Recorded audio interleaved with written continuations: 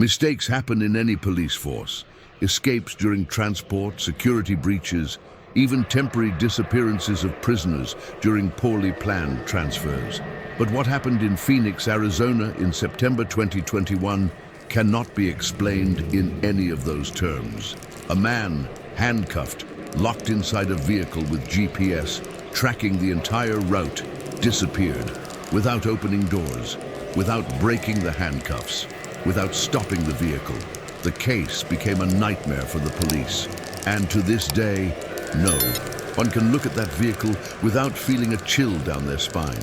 Now, before we get into the dark details of this case, I'm going to make you an invitation. If you enjoy real stories of police operations, mysteries that defy logic, and cases that even make the police lose sleep, subscribe to the channel now, Conflict Route, because here we bring the side that TV doesn't show. Behind the scenes, the mistakes, the successes, and the cases that seem like something out of a movie, but actually happened. So click on the red button, activate the bell, and let's understand what really happened that night when a prisoner simply disappeared from inside a locked vehicle.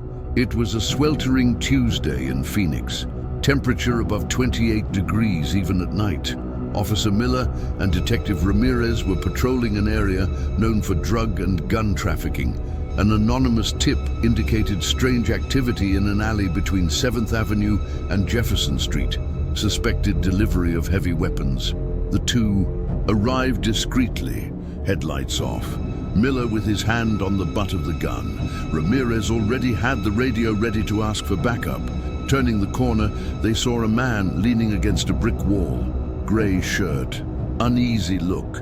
His name, Jared Lewis. No extensive record, just a few convictions for petty theft. But at that moment, something in his gaze made Miller quicken his pace. Police, hands on your head. Jared hesitated and ran. Fast chase. Screams, the sound of metal hitting trash cans. Ramirez reached first and took the suspect down with a rear naked choke. In less than 3 minutes, Jared was handcuffed. The strange thing was what he said before getting into the car. "You shouldn't have found me. I don't exist here." Distance to the power station, 8 minutes. The door lock system has been electronically activated. The rear camera of the patrol car showed Jared standing still, with his eyes fixed straight ahead, without resistance. But when Miller turned on the radio to inform the headquarters, he only received static, interference, high-pitched squeaks, distorted voices, as if several people were speaking at the same time on different frequencies. The GPS started showing that the vehicle was stopped, even with the vehicle in motion. And for a moment, Miller felt like he was driving down a road he had never seen before. The city lights seemed further away, the buildings out of focus. Upon arriving at the police station, Ramirez jumped out first. When they opened the back door, nothing. The bench was empty. The handcuffs, they remained closed, but hanging in the air, as if they had been dropped by something invisible. Miller froze. He looked at Ramirez. They both ran to the monitoring room. The video from the patrol car's internal camera showed Jared sitting until minute 4:32. Suddenly, the image froze. Corrupted frames, lines cutting the screen, and in the next frame, the bench, empty. Police technicians spent the night trying to recover the files. Technology experts, digital forensics experts, all to no avail. The specific section between minutes 4:32 and 4:33 simply did not exist.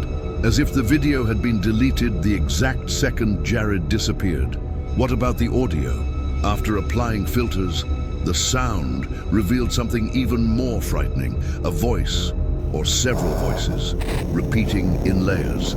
"I've been taken before. I've been taken before. I've been taken before." In the following days, Miller stopped sleeping. He said he dreamed of the back seat, who woke up in the middle of the night with the feeling of being trapped inside the vehicle. Ramirez started having memory lapses. "I forgot where I was. I lost track of time." During an interrogation, he started staring at the wall, and he whispered, "He's in the hallway. He's looking at me now." colleagues began to notice a strange smell coming from inside the vehicle, a mixture of ozone, burning iron, and something rotten. The vehicle was sealed for inspection.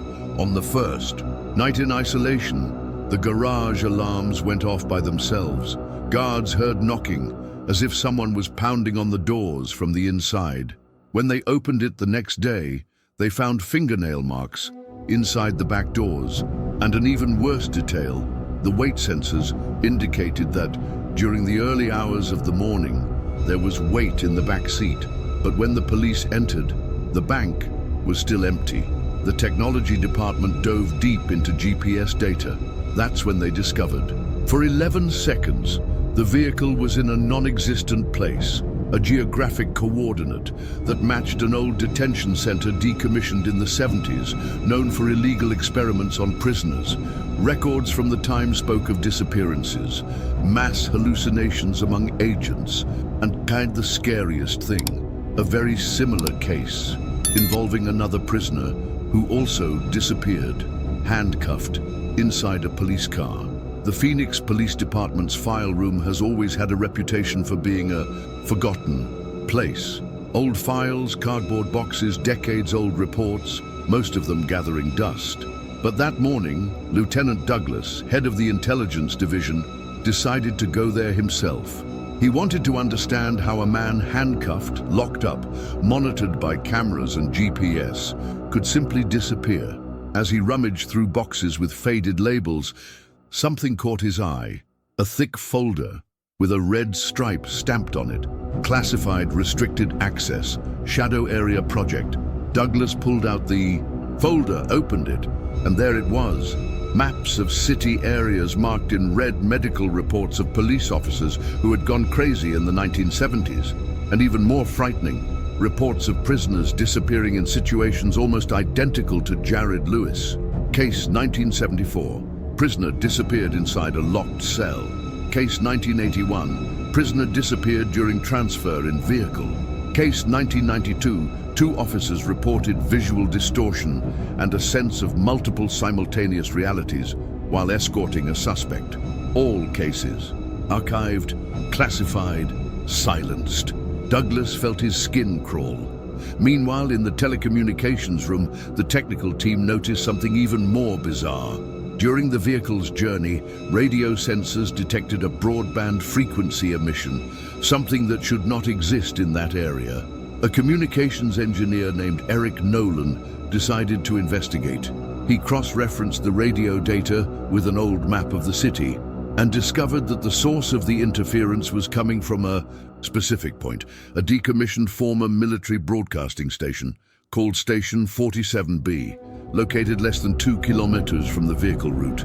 The problem? The station had been deactivated since 1979, abandoned, sealed, power cut off for decades. But that night, the station was active, at least in the sensors. Douglas, Nolan, and 2 SWAT officers decided to go there. When they arrived, the iron gate was ajar, and the ground showed recent footprints, as if someone had walked there, or as if something had come out of there. The interior of Station 47B was a nightmare of rust, dust, and cut cables. But when they descended into the basement, they found a narrow corridor full of old panels and a control room that looked like it had been used recently. There were old monitors still working, even without electricity, and on one of the monitors, the image of a parked police car appeared with a man handcuffed in the back seat. Douglas froze. The date in the corner of the screen read 1974. Eric Nolan messed with the equipment and managed to pull up some of the frequency logs. There it was recorded that during the last few weeks, Station 47B had been emitting high-frequency waves, specifically synchronized with the path of Miller and Ramirez's vehicle. It was as if someone or something was activating that place to open some kind of rift. The lights started to flicker. The police radios went off by themselves. Overlapping voices, whispers, moans, and a repeated praise. He never left. He was always here.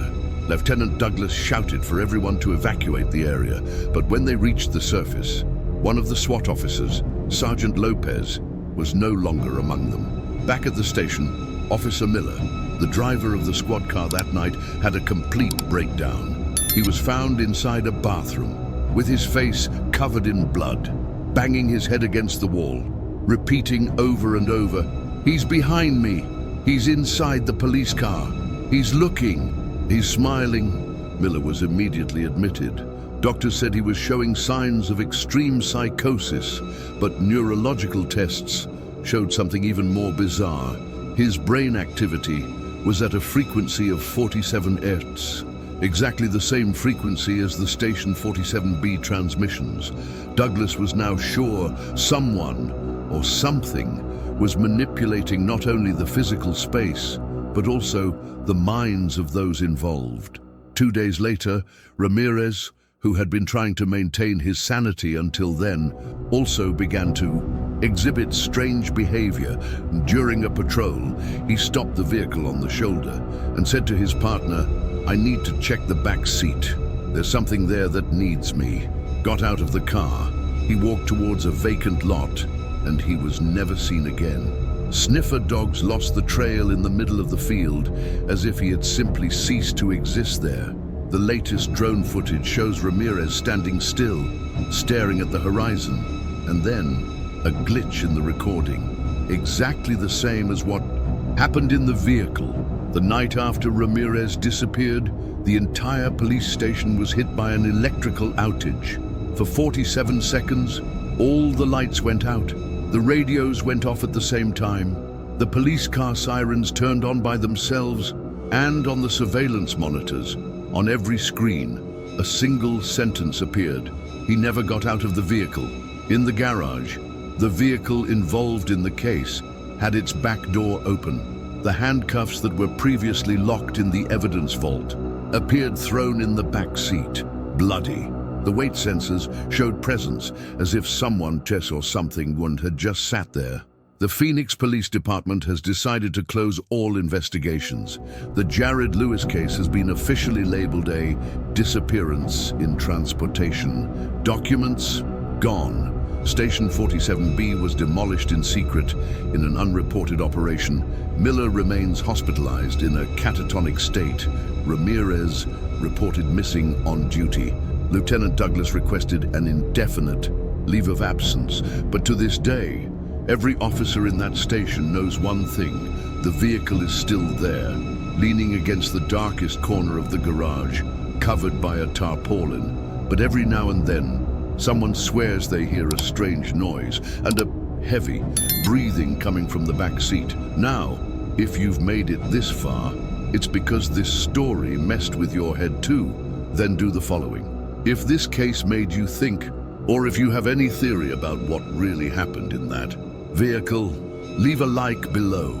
This really helps the channel to continue bringing more stories like this, and I want to know your opinion. What do you think happened to Jared Lewis? Was it an experiment, a supernatural phenomenon, or is there some explanation that no one has discovered yet?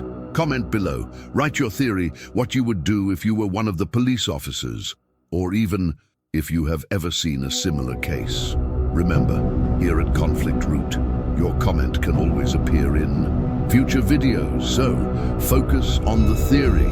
And don't forget, if you haven't subscribed yet, do so now, because the next stories will be even darker. So, would you have the courage to sit in the back seat of this police car?